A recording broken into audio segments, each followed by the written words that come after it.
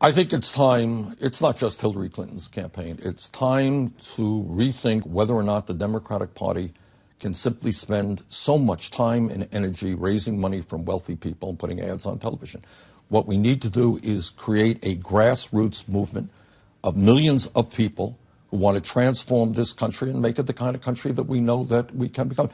What exactly is that transformation, and is it even possible? Joining me to discuss are C.A Webb, Clinton supporter and co-founder of _VC. Good to see you, C.A. Good to see you. And Nadeem Mazen, back again. Sanders turned Clinton backer, also a Cambridge City Councilor. Good to see you, Nadeem. I want to read to you something Hillary Clinton said on a conference call with donors over the weekend. There are lots of reasons why an election like this is not successful. Our analysis is that Comey's letter, meaning the FBI director, raising doubts that were groundless, baseless, proven to be, stopped our momentum. Is this good judgment on the part of the loser to be saying, we blame him for losing, except saying, I've looked in the mirror, we made some mistakes, and just move on? Is this helpful at all to the Democratic Party? It's true, but it wasn't the right message to go out with. Oh, well, that's fair enough. Go ahead. Yeah, that's very succinct and very true. It's crazy to me that they would be playing the blame game with anyone other than Donna Brazile or the leadership of the current party, and instead should be talking about what Bernie Sanders just talked about, engaging a large base that is altruistic and excited to get involved in something real.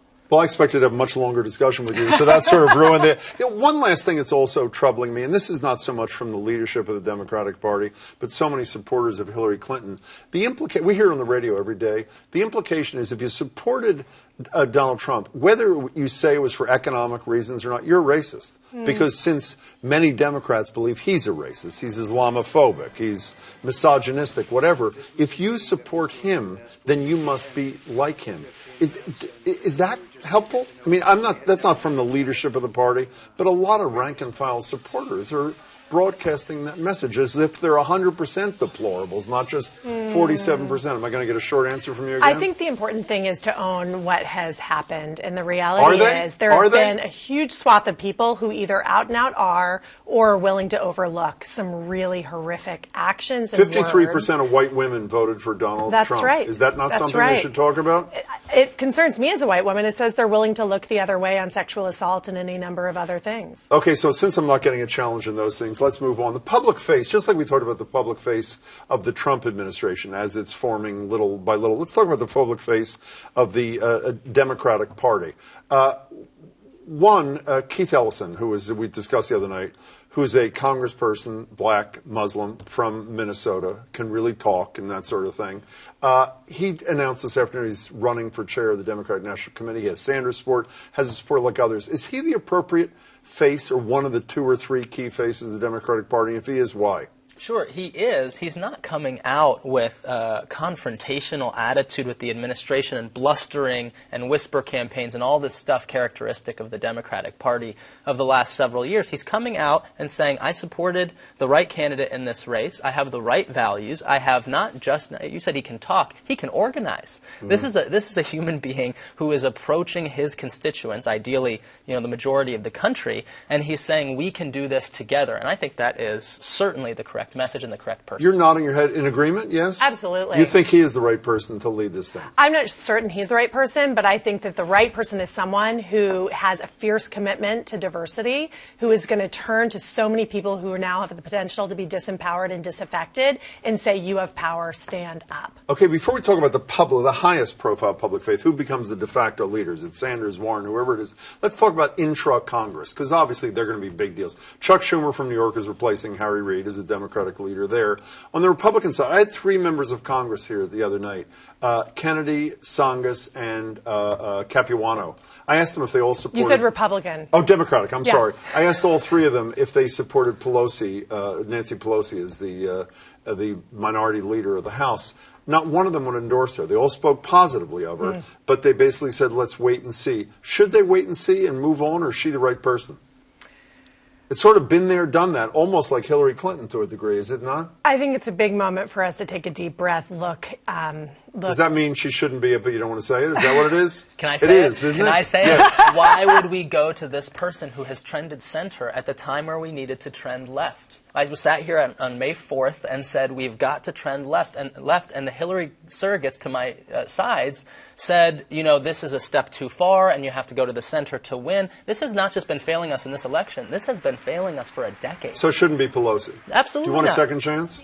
I don't think so. Okay, let's talk about, you know, one of the interesting things about Bernie Sanders is we've heard a lot also on the radio, taking calls from people who are hardcore Clinton supporters who are very upset that already they're hearing a spirit of cooperation. While Sanders went out of his way to say, if he resorts, and I'm paraphrasing, to his racist, you know, anti-immigrant ways, he's going to have to deal with me. And most of them have said that too. But there's been a great acceptance of Donald Trump, which some rank-and-file activists are not happy with. Are you? I think everyone needs to be saying loud and clear, we are on watch. We're paying attention to every small and large decision you make.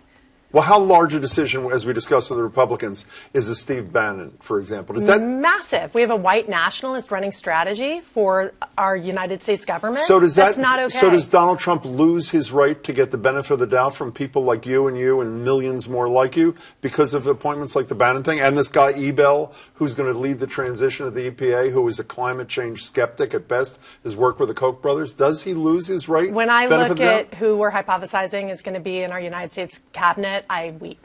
I weep. So how about you? How troubling is that to you? And how much are you willing to overlook it? Bob Hedlund said a minute ago, look at the big picture. Wait till he fills scores, if not hundreds. He has actually 4,100 positions to fill, but most of them we'll never know about.